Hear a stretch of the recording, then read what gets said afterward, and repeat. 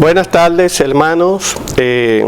Vamos a la escuela dominical y el tema que queremos compartir con ustedes la tarde de hoy es el confort de hacer la voluntad de Dios.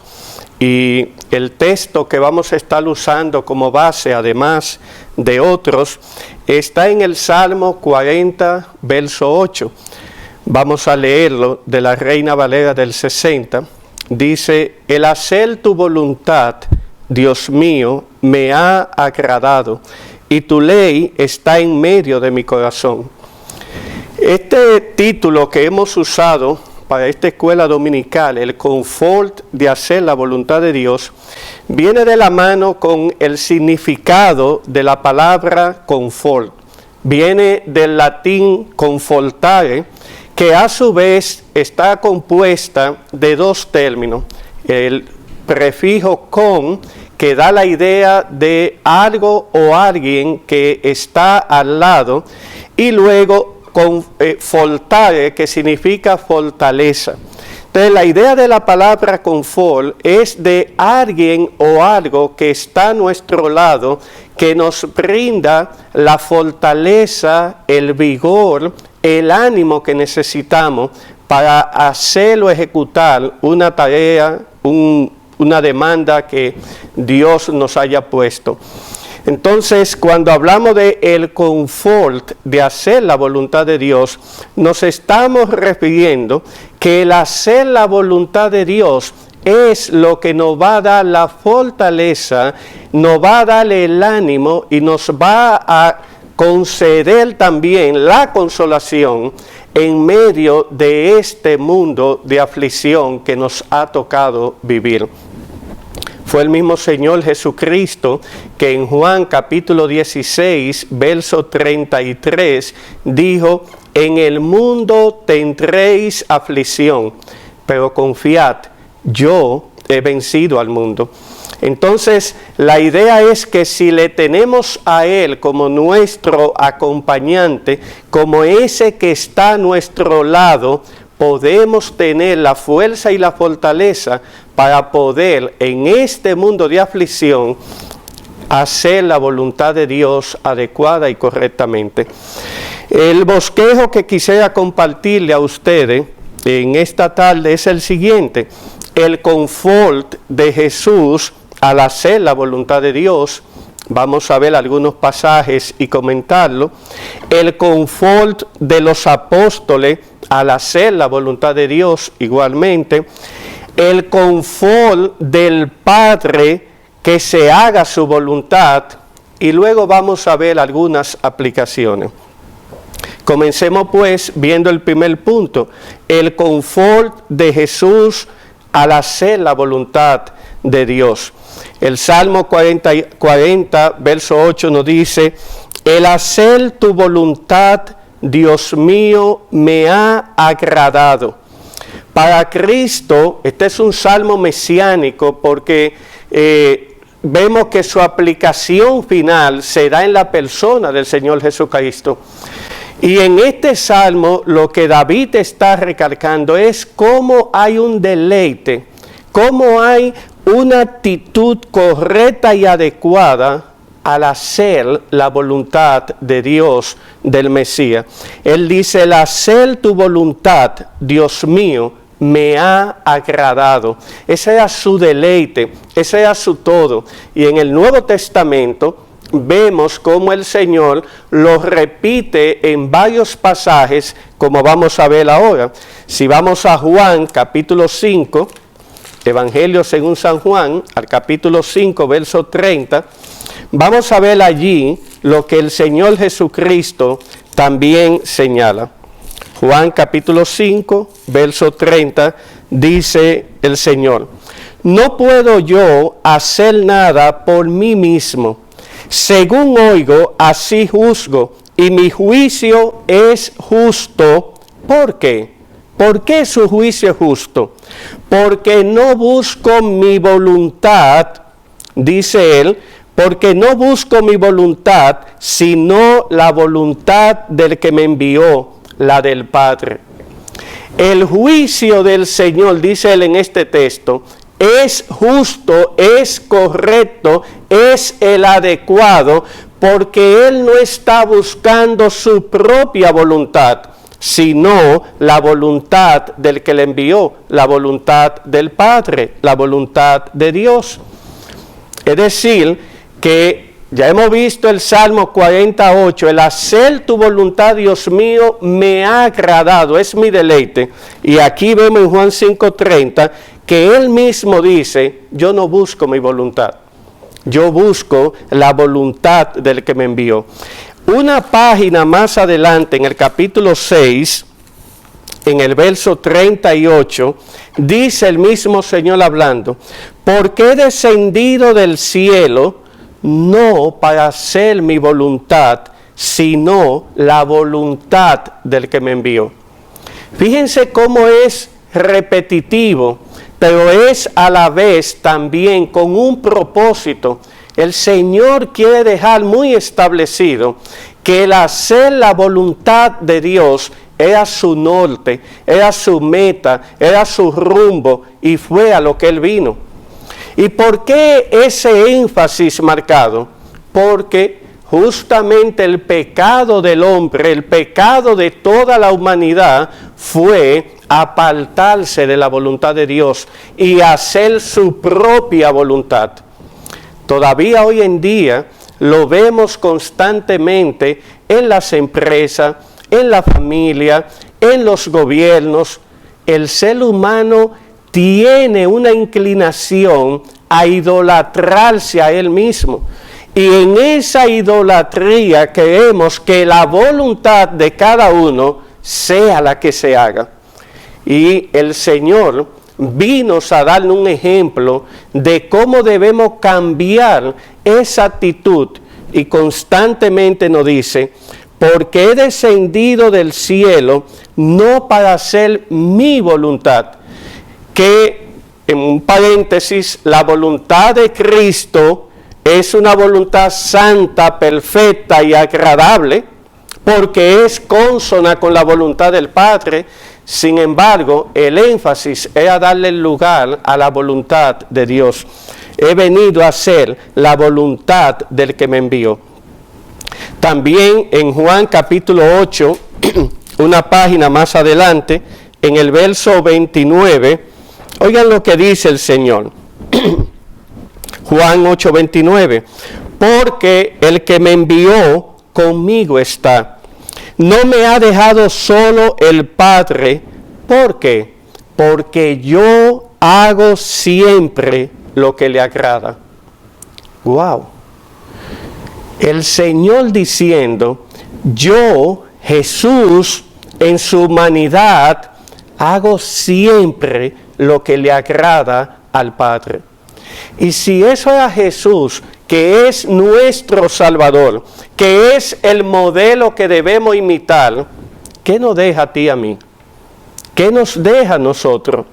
Debemos también seguir sus pasos y andar en conformidad a lo que era la meta de Él, hacer la voluntad de Dios. Yo hago siempre lo que le agrada.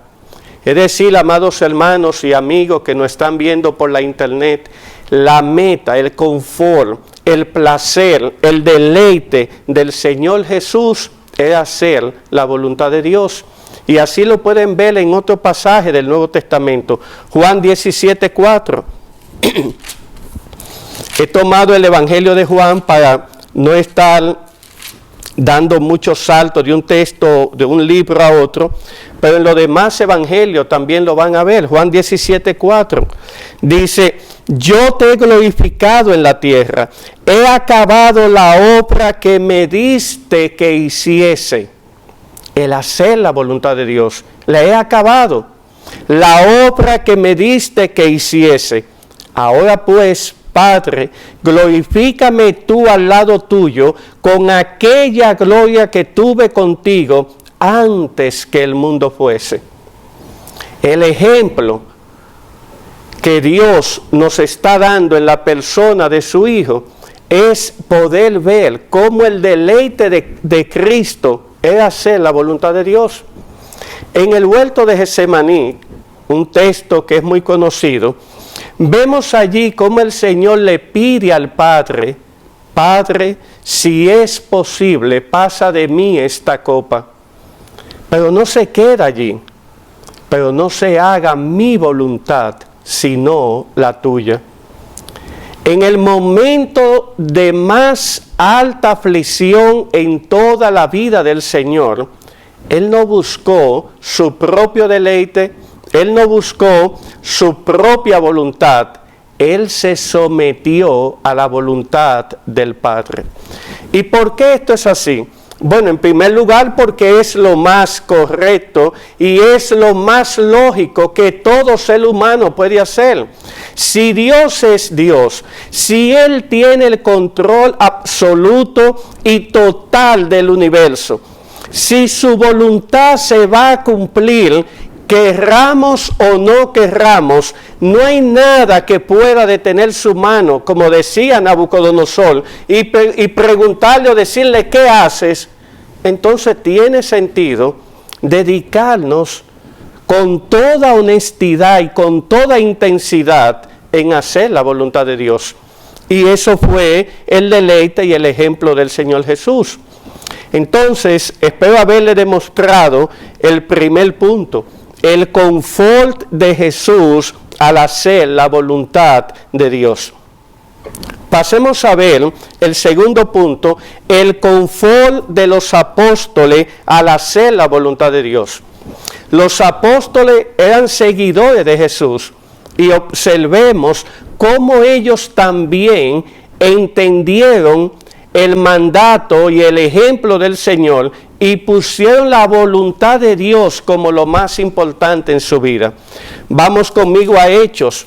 El libro de los Hechos nos habla de todos los hechos de los apóstoles, valga la redundancia.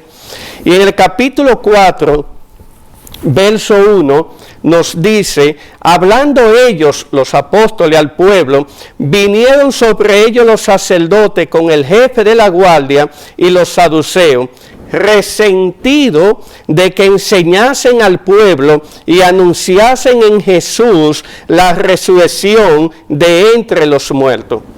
Los apóstoles están dando testimonio de la resurrección del Señor, están llamando a las personas al arrepentimiento, y vienen los sacerdotes y los saduceos a impedirle que hagan esto. Y ustedes pueden ver en todo el libro de Hechos cómo eso se repitió en varias ocasiones. Y fue evidente la respuesta y la actitud de los apóstoles, mostrándole constantemente al concilio, cuando estaban reunidos, que ellos tenían que obedecer a Dios antes que a los hombres. Y aquí lo establecen. En el verso 19 del capítulo 4, dice: mas Pedro y Juan respondieron diciéndole: juzgad si es justo delante de Dios obedecer a vosotros antes que a Dios, porque no podemos dejar de decir lo que hemos visto y oído. Ellos estaban conscientes de que su ministerio, de que su vida era hacer la voluntad de Dios. No importaba el costo. No importaba el costo. En el capítulo 5, en el verso 17, oigan lo que sucede. Entonces, levantándose el sumo sacerdote y todo lo que estaban con él, esto es la secta de los saduceos, se llenaron de celo y echaron mano a los apóstoles y los pusieron en la cárcel pública. Vuelven otra vez y lo detienen. Pero a diferencia del capítulo 4, en el capítulo 5 son azotados. Si vamos, por ejemplo, al verso 29, van a ver que ellos fueron llevados un poco más para poder los saduceos y los sacerdotes obtener o conseguir que negaran a Dios. Dice, respondiendo Pedro y los apóstoles, vuelven y le dijeron, es necesario obedecer a Dios antes que a los hombres. ¿Ven cómo tenían la meta? Y en la página siguiente, en el verso 39, nos dice, hablando Gamaliel de que si esto venía de los hombres iba a caer, en el verso 41 es el verso, y ellos salieron de la presencia del concilio, gozoso de haber sido tenido por digno de padecer la afrenta por causa del nombre. ¿Y por qué digno de padecer la afrenta? Porque en el verso 40 nos dice, y convinieron con él, con Gamaliel, y llamando a los apóstoles después de azotarlo, le dieron azotes, les intimaron que no hablasen en el nombre de Jesús. Y para los apóstoles, esa aflicción fue un motivo de gozo. Y según la tradición, esos azotes era probablemente 39 azotes, que era la costumbre que se le daba a una persona que sometían en ese tipo de tormento. Y ellos, luego de padecer esos azotes, dice el verso 41 que le leía, y ellos salieron de la presencia del concilio, gozoso de haber sido tenido por digno de padecer afrenta por causa del nombre. ¿Por qué tenían como digno el padecer la afrenta? Porque ellos sabían que el mandato de Dios el Padre, el ejemplo de Dios el Hijo, era hacer la voluntad de Dios. Y por eso estaban gozosos. Si nosotros vemos que en los demás pasajes en el Nuevo Testamento, vemos también el caso de Esteban, aquí mismo, Hechos 6, Hechos 7, cómo Esteban estuvo dispuesto a morir por hacer la voluntad de Dios. Y cuando fue apedreado, algo increíble e insólito, en vez de él pedir juicio sobre las personas que le estaban apedreando, él lo que le dice a Dios es, no le tome en cuenta este pecado. Y mirando al Señor a la diestra del Padre, dice que Él entrega el Espíritu. Entonces el ejemplo que vemos en el Nuevo Testamento es que todos los siervos del Señor, sus apóstoles y todos aquellos que fueron llamados a conversión, sabían que su meta principal era hacer la voluntad de Dios. Era hacer la voluntad de Dios. El apóstol Pablo, cuando viene a conversión en Hechos capítulo 9, ¿qué es lo que el Señor le dice? Yo le voy a mostrar cuánto es necesario que Él padezca para hacer mi voluntad. Y el apóstol lo entendió. Nosotros vemos luego, más adelante, en Hechos capítulo 16, cómo Pablo y Sila son llevados presos en la ciudad de Filipo por predicar el evangelio de Filipo. Y es allí, estando presos y encadenados, que ellos están cantando himnos. ¿Por qué? Porque estaban obedeciendo y haciendo la voluntad de Dios. Entonces, mis hermanos, es importantísimo para nosotros confortarnos en hacer la voluntad de Dios, porque es allí donde la felicidad verdadera viene a nosotros y a nuestra vida. La felicidad verdadera que es prometida en toda la palabra de Dios, que la vemos en el Salmo 1, está íntimamente relacionada con hacer de la voluntad de Dios la meta individual y personal de tu vida particular. La meta individual y personal de tu vida particular. Y eso es reincidente en toda la Biblia. El último de los apóstoles que llegó a una edad bien avanzada fue el apóstol Juan, y teniendo cerca de 80, 90 años, fue llevado cautivo a la isla de Patmos, fue exiliado allí por no someterse a los dictámenes del Imperio Romano. Y el apóstol Juan, en la isla de Patmos, estando prácticamente solo, allí recibe la mayor de las bendiciones, la presencia misma del Señor Jesús, visto en una forma que él no lo había visto antes, en toda su gloria. Vio algo en la transfiguración, pero en Apocalipsis capítulo 1 nos muestra en una forma descriptiva el pelo del Señor, la majestuosidad de su gloria, y todo eso fue por hacer la voluntad de Dios. ¿Qué es lo que le quiero resaltar? Que vamos a ir conociendo cada vez más a Dios a medida que le damos muerte a nuestra voluntad para hacerla de Él. Eso es lo que Pablo nos dice en Gálatas capítulo 2, verso 20. Pablo dice: con Cristo estoy juntamente crucificado, y ya no vivo yo, mas vive Cristo en mí. Y lo que ahora vivo en la carne, lo vivo en la fe del Hijo de Dios, el cual me amó y se entregó a sí mismo por mí. Amado hermano, si tú deseas tener una vida cristiana de victoria, de gozo, de consuelo y de fortaleza en medio de cualquier aflicción, pon la voluntad de Dios, hacer la voluntad de Dios como la meta número 1 de tu vida. Eso fue lo que hizo el Señor mientras estuvo en todo su ministerio en la tierra. Eso fue lo que hicieron los apóstoles en su ministerio aquí en la tierra, y hasta llegar a perder la vida muchos de ellos y otros partir como Juan. Pero también ese es el deleite del Padre. El confort del Padre es que se haga su voluntad. Y quizá algunos puedan decir: pero hermano, ¿y esto no será algo como demasiado egocéntrico de parte de Dios, que se haga su voluntad? No, no es egocéntrico de parte de Dios que se haga su voluntad, porque no hay nada mejor que su voluntad en todo el universo.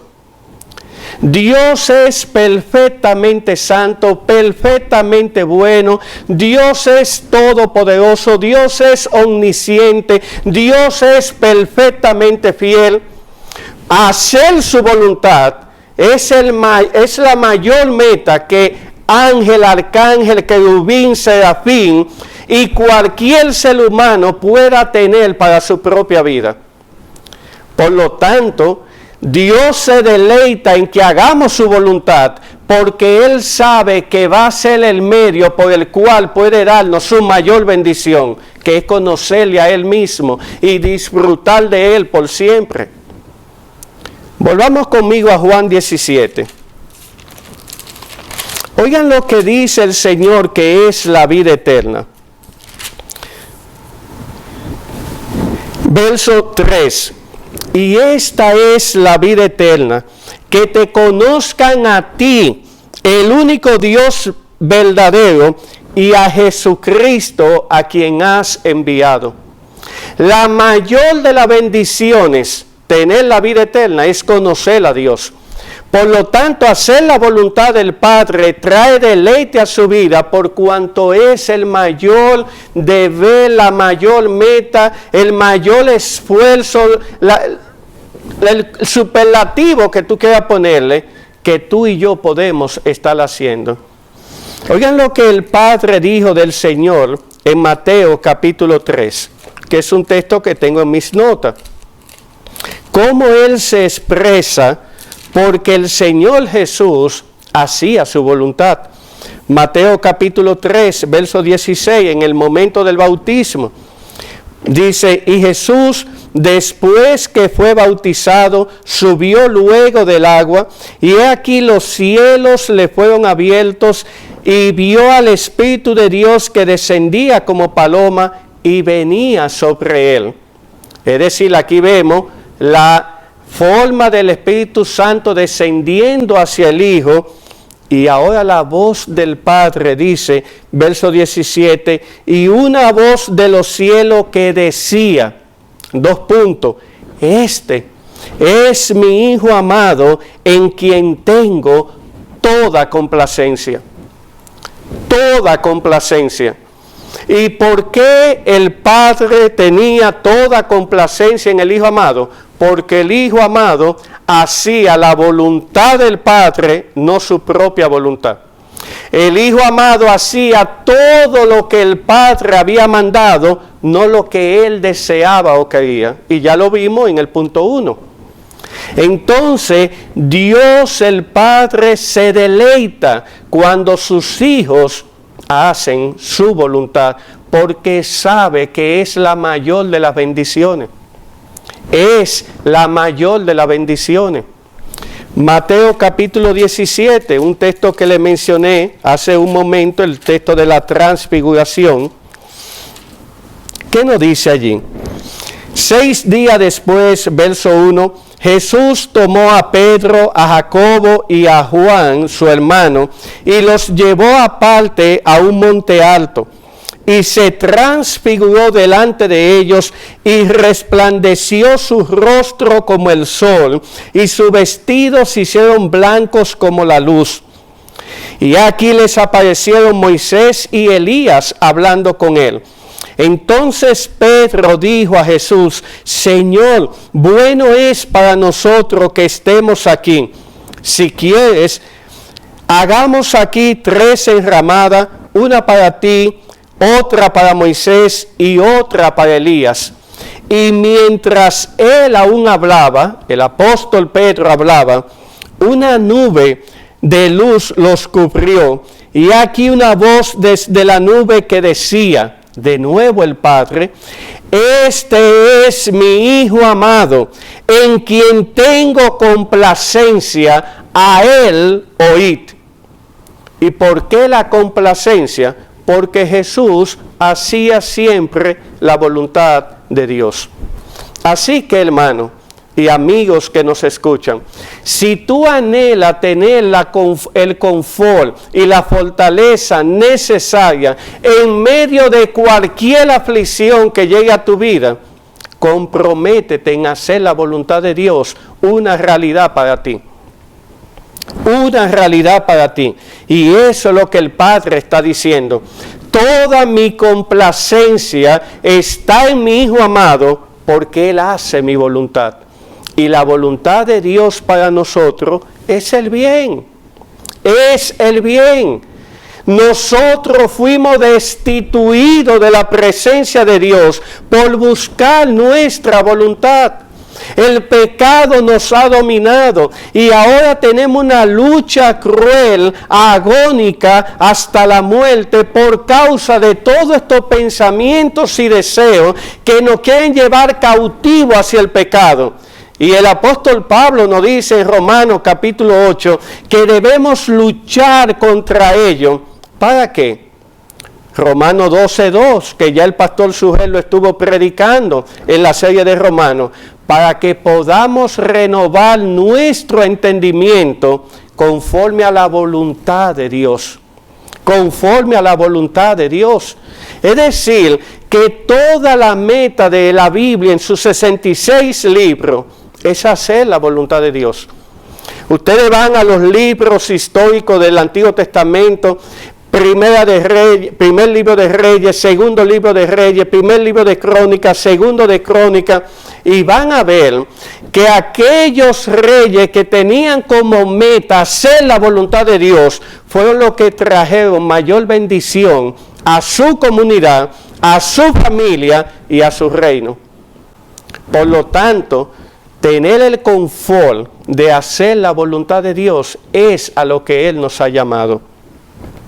Por último, veamos algunos pasajes que nos muestran cuál debe ser la meta y la actitud de nosotros. Primer libro de Pedro, primera de Pedro, capítulo 1. Miren lo que dice el apóstol. Algo que vivió en su vida, que aprendió, y hablándonos de las pruebas, ¿cómo podemos sobrellevarla?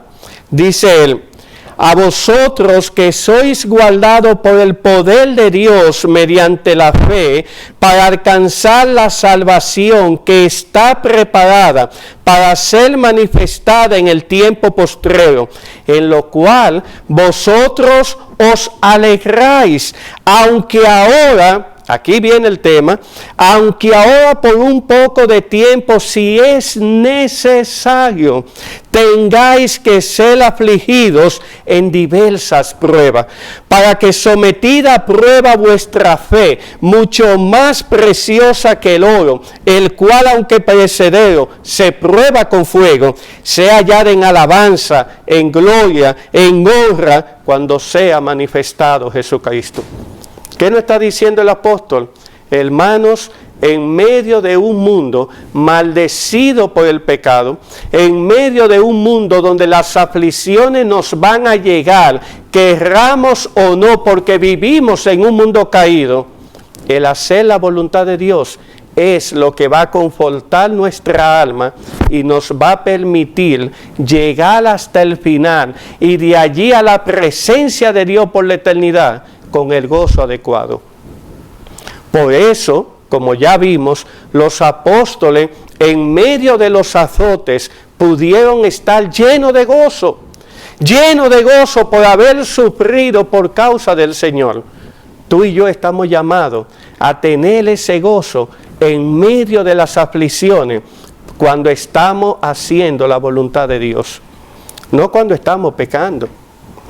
El apóstol Pablo nos dice en su epístola a los tesalonicenses que la voluntad de Dios es nuestra santificación.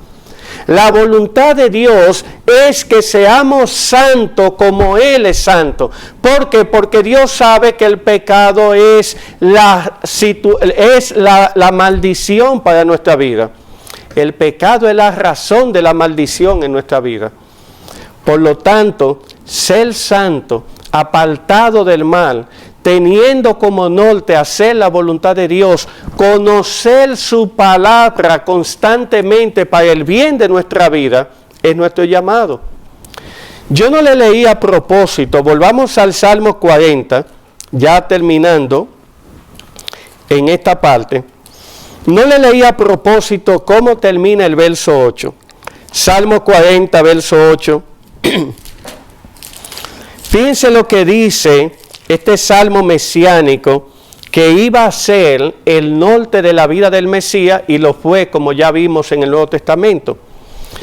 El hacer tu voluntad, Dios mío, me ha agradado.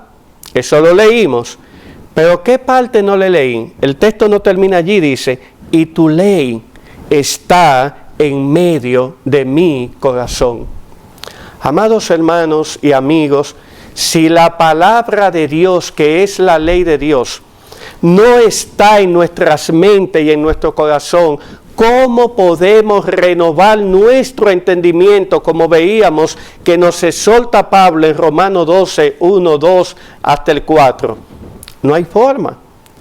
Si la palabra de Dios no es el centro de tu vida y está íntimamente involucrado en conocerla, en estudiarla, en poder hacer las conexiones que te van a permitir ver más y mejor a Dios, no vas a hacer la voluntad de Dios.